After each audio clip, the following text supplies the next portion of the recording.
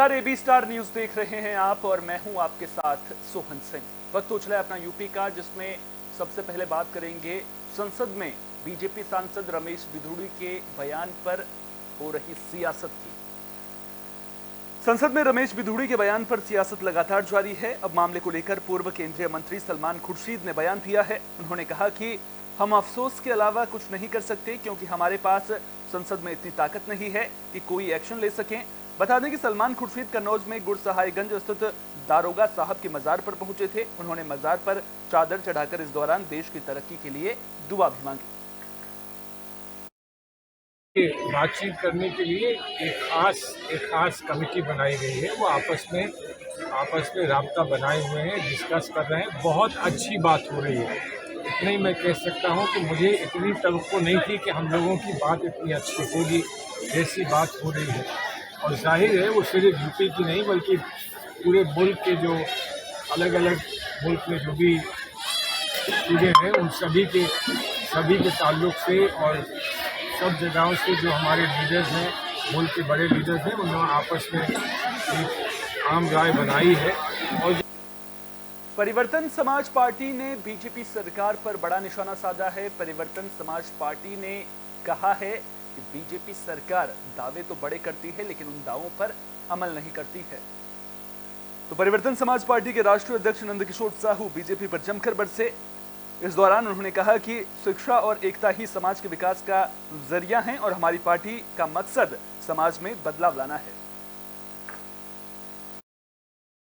2024 में हमारा यह मुद्दा है कि सम्मान, स्वास्थ्य, शिक्षा, आदमी को सम्मान मिले और अच्छी स्वास्थ्य सुविधा हो और शिक्षा अच्छी तरह से मिले। सबसे बड़ा हमारे लिए यही मुद्दा है और हम यही चाहते हैं जनता के लिए कि शिक्षा, स्वास्थ्य और सम्मान। अब 2024 में अब बहुत बड़ी बात तो नहीं है, लेकिन ये हम मान रहे हैं कि अगर हम 50 सीटों पर चुनाव लड़ेंगे तो कुछ सीटें जरूर। मथुरा में बीच सड़क पर एक सिपाही और महिला के बीच मारपीट का वीडियो सोशल मीडिया पर जमकर वायरल हो रहा है। थाना वृंदावन कोतवाली के अद्दा चौकी इलाके में बैरियर पर सिपाही और महिला के बीच जमकर जूते और लात चली हैं। जानकारी के मुताबिक कैलाश नगर की रहने वाली महिला सुनीता शर्मा अपना घर बनवा रही हैं और वो अपने पति के साथ बाजार गई थी, जहां से वो टाइल लेकर लौट रही थी। इसी दौरान पुलिसकर्मी और महिला के बीच जमकर लात और थप्पड़ चले। वो मेरे घर में टाइल्स पत्थर का काम चल रहा है। मैं टाइल्स लेने गई थी और वहाँ से मैं ऑटो में ला रही थी। ऑटो मेरा अपना ही है, तो उन्होंने कई पुलिस वाले ने कहा ऑटो साइड में लगा ले। मैंने कहा सर ये कैलाश नगर की हूँ लोकल। तो उन्होंने कहा आधार कार्ड दिखाओ। मैंने आधार कार्ड दिखा दिया, तो फिर उन्होंने दोनों पहिया पंचर कर दिए। तो उसके बाद में जब मैं नीचे उतर के आई तो उन्होंने मेरे सीने में हाथ मारकर धक्का मार दिया मुझे। तो नहीं सर ये क्या बदतमीजी है। मैंने कहा आप उनकी लेडीज में धक्का मार रहे हो। तो उन्होंने कहा मतलब टम्पू साइड में लगा। तो हमने टम्पू साइड में लगा दिया। तो उन्होंने मेरे हस्बैंड में डंडा मारा। उसके बाद में उन्होंने मेरे पैर में लात मारी। 2 बार लात मारी, मेरे पैर में चोट लगी हुई है। तो जैसे लात मारी तो मैं पीछे को हट गई और मेरी चप्पल नीचे उतर गई। मैं चप्पल ले 2 अक्टूबर को जब पूरा देश महात्मा गांधी को याद कर रहा था, उस दिन आगरा में गांधी स्मारक सुनसान पड़ा हुआ था। गांधी स्मारक में मौजूद महात्मा गांधी की प्रतिमा सम्मान का इंतजार कर रही थी, लेकिन शासन प्रशासन का भी इस ओर कोई ध्यान नहीं गया। इतना ही नहीं, स्मारक में महात्मा गांधी की प्रतिमा खंडित पड़ी थी और पोस्टर आधे फटे हुए थे। आलम यह हो चुका है कि यह गांधी स्मारक दारूबाज और जुआरियों का अड्डा बन चुका है। बाउंड्री वॉल भी टूटी हुई है। जानकारी के मुताबिक साल 1929 में महात्मा गांधी ने अपने 250 साथियों के साथ इस जगह पर कुछ दिन बिताए थे। महात्मा गांधी स्थल होने की वजह से साल 1955 में यह स्थल नगर निगम आगरा खुदान में दिया गया था, लेकिन गांधी जयंती के दिन यहां पर सन्नाटा पसरे रहना कई सवाल खड़े कर रहा है। हालांकि मीडिया के सवाल उठाने के बाद कुछ देर के लिए विधायक गांधी स्मारक पर माल्यार्पण करने के लिए जरूर पहुंचे। हमारे देश के यशस्वी प्रधानमंत्री नरेंद्र मोदी जी अपने जितने भी धार्मिक या पर्यटक स्थल हैं उन पर उनका बहुत विशेष ध्यान है, लेकिन किन्हीं कारणों से ये स्थान उपेक्षा का शिकार हो गया है।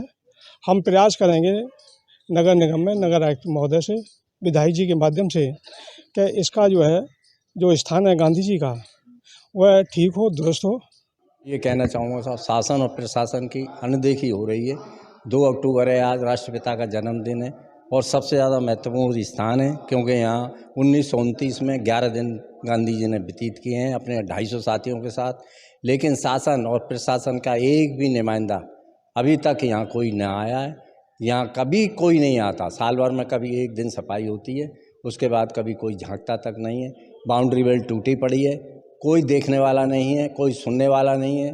मैं पत्र द्वारा लोगों को ज्ञात कराता रहा हूँ, अधिकारियों को, लेकिन कोई सुनवाई नहीं हुई है। ये गांधी स्मारक है, ये गणेशलाल एंड सन्स की प्रॉपर्टी है, लेकिन गांधी जी के ठहरने के कारण उन्होंने ये नगर निगम आगरा को दान में दे दिया था 1955 में। उसके बाद ये गांधी स्मारक बना। आने 2 सरकारों ने बहुत अच्छी तवज्जो दी, लेकिन जब से बीजेपी सरकार आई, जब से इसका सत्यानाश कर दिया है।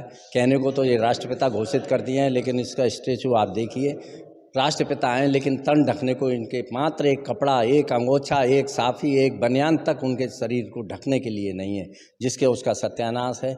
और इससे ज़्यादा दुर्भाग्य क्या हो सकता है। सब पड़ी रहेगी क्योंकि 1955 की है।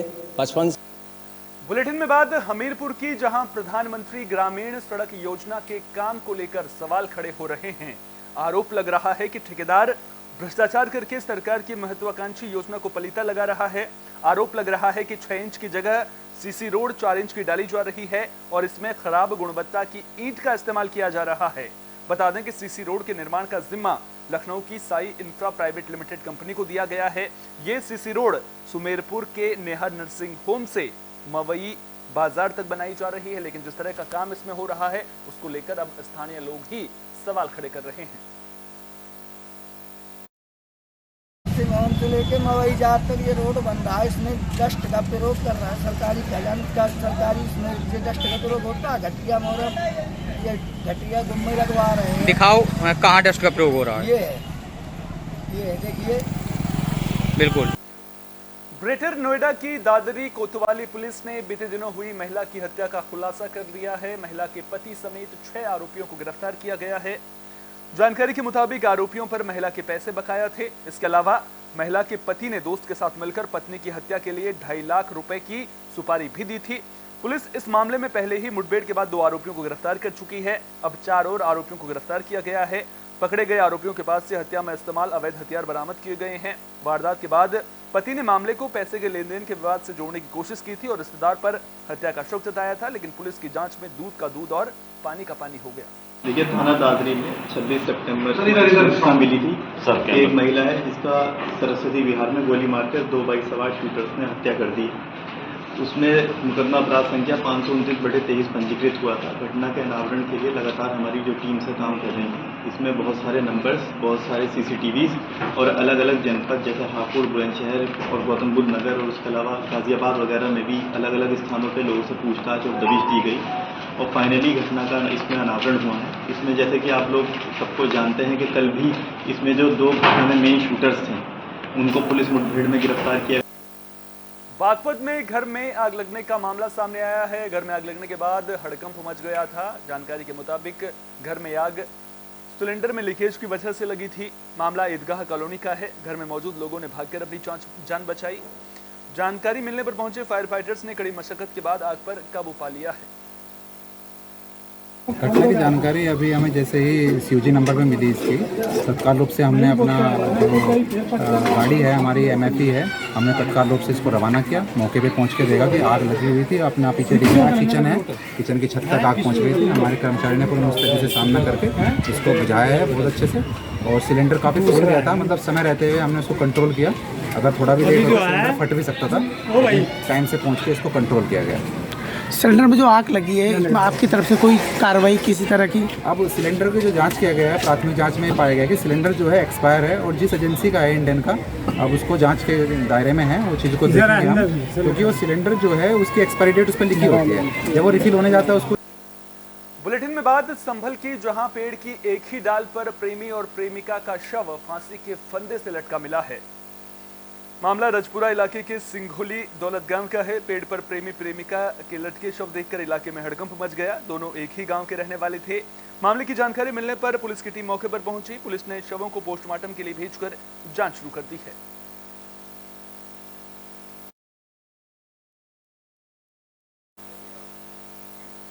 झांसी के मऊरानीपुर से हादसे की खबर सामने आ रही है। एक तेज रफ्तार कार ट्रांसफार्मर से टकरा गई थी।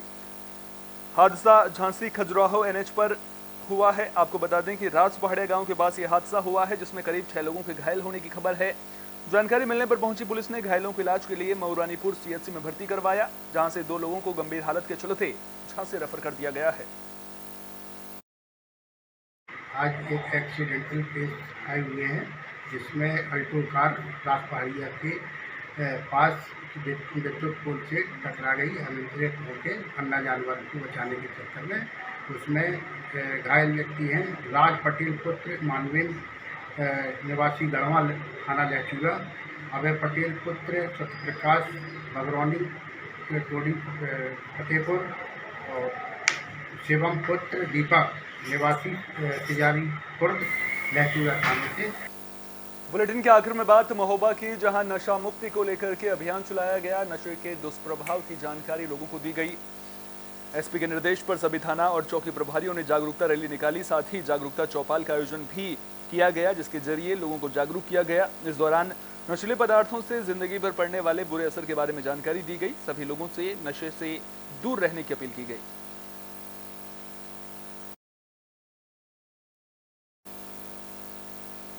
अपना यूपी में फिलहाल के लिए इतना ही। अपना बहुत बहुत ख्याल रखिए। देश और दुनिया की तमाम अहम खबरों के लिए देखते रहिए AB स्टार न्यूज।